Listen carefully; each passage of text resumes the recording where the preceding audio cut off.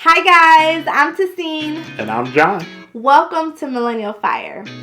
So we've been putting out a lot of videos lately about investing, and we realized that we haven't really shared where we are on our journey to financial independence in a long time. And so in this video, we decided to share our investment goals for 2020 and also some tips on how you can make financial goals of your own and reach them.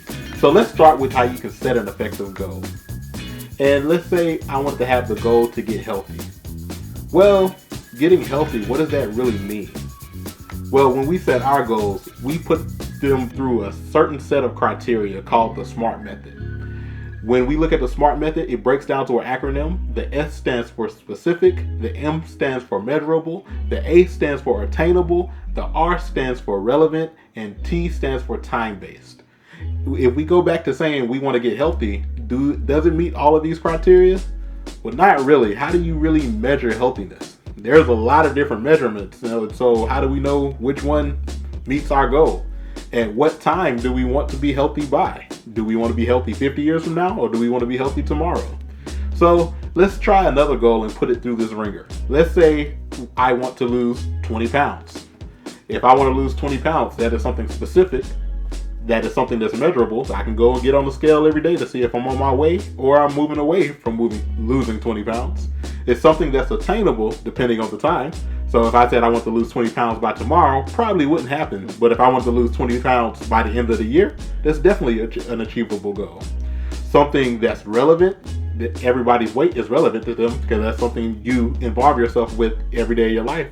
And once again, we're back to time. It's something that I want to reach by the end of the year. And so it hits all 5 of these. That means that it's an effective goal. So we're going to break down why we have 3 financial goals and how they're effective for us in our financial independence journey. So our first goal for 2020 is to max out our Roth IRAs. And the max that you can contribute per person for 2020 is $6,000. Why is this one of our financial goals? Where does that fit? How does that relate to us? Well, this is one of the reasons that we think it's important for us to take advantage of a Roth IRA is because of the tax benefits that it has. The money that we put in there is money that we've already paid taxes on it. So once we put it into this account, it will grow tax-free. And at the age of 59 and a half, when we're able to pull from it without a penalty, we can pull all of the money in it out without having to pay any taxes on it. And this is amazing. This is something that is definitely an asset to reaching financial independence. And on top of that, we have an emergency fund that funds 6 months of expenses already. But in the case of a dire emergency that we deplete all of our emergency fund, a Roth IRA gives you the opportunity or gives you the benefit of still owning all the money that you put in there. So although you can't pull any of your earnings out without any penalty, you can pull any money that you put into the account at any time. And so this can kind of be like a supplement for our emergency fund, which is something that we just think that is amazing. So how do we plan on doing this? We break it down into how much we have to spend a month. And so $6,000 per person means $12,000 a year is what we as a couple will contribute to our Roth IRA. And per month that equals $1,000 and $500 per person. And so when we break it down to a monthly amount, it definitely sounds more attainable. Especially if you've been following us and you realize that our car payment that we just got rid of a few months back, this is actually less than our car payment per person.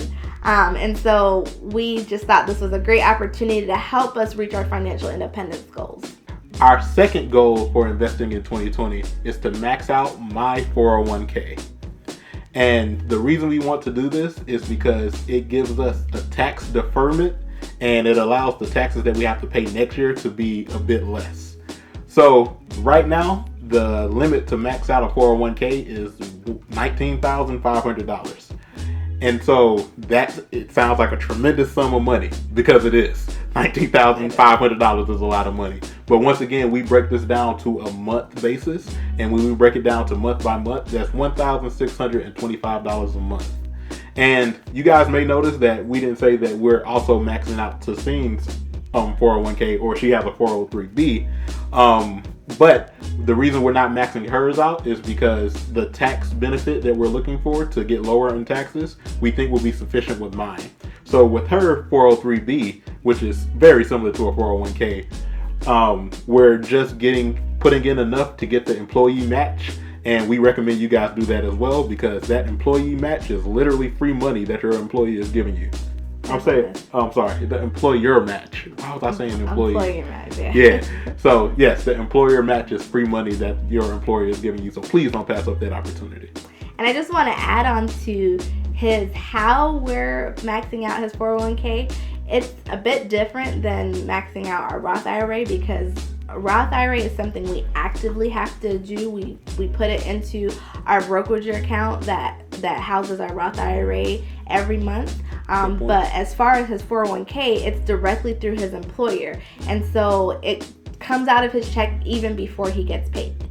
Our third goal for 2020 is to buy our next investment property by the end of the year.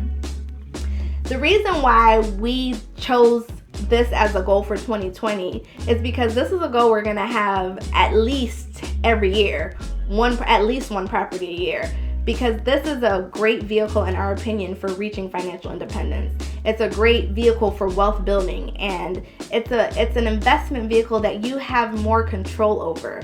So the time and the effort that you put into it can bring you more return on your investment. And I'm sorry to cut you off, love. Yeah.